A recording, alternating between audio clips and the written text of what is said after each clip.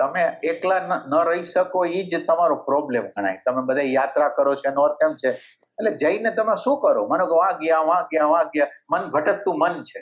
સુરતા કોઈ આપણા હાથમાં નથી. હવે આ સુરતા વગરનું મન લઈને આપણે બધે ફરી છે. એ આપણને જે જગ્યાએ જે મનાવે જે કૃત્ય કરાવે એવું કરી છે. એના ભાવ મુજબ આપણે કરાવી છે. જે આપણું યંત્ર બોલે છે એ પ્રમાણે આપણે કરાવી છે. તો આપણે તો ગુલામ છીએ. સુરતા તો આપણા હાથમાં રહેવી જોઈએ. સુરતા સતત રીતે આપણા હાથમાં હોવી જોઈએ. અધ્યાત્મ આખીએ છે. હા, હું કોઈ વાત કરું છું તોય મને ખ્યાલ છે કેટલી વાત કરવી છે, કેમ વાત કરવી છે, એ વ્યક્તિને અત્યારે શું થઈ રહ્યું છે, બધી વસ્તુની આપણને ખ્યાલ રહેવો જોઈએ.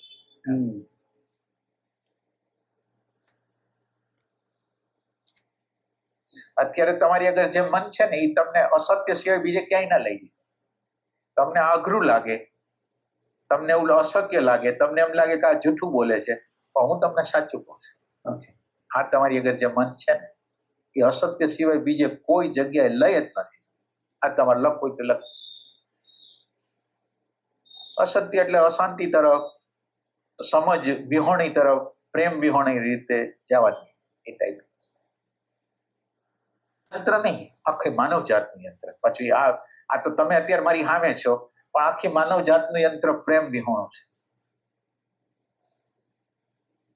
હવે ક્યાંય કોઈ જગ્યાએ માનો કે આપણે અત્યારે આ સત્સંગ કર્યો એવું ક્યાંય સત્સંગ કર્યો તમે? તમને કોઈ પૂછ્યું ખરું? ના. તો કોને કોની પરવા છે? તમે વિચાર કરો. તમે જાઓ છો, માનો કે તમે આજ મારી આગળ આવો છો, તો મારી આગળ જે સત્ય છે એ મારે તમને કેવું જોઈએ. હા, પછી તમે માનો ન માનો એક વાત છે, મારું જે કર્તવ્ય જે થાય છે એ મારે કરી લેવું.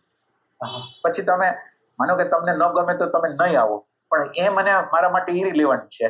પણ મારી આગળ જે સત્ય, મારી આગળ જે લોકો આવશે એને મારે સત્ય કેવું જોઈએ એ સત્ય હું કહું છું.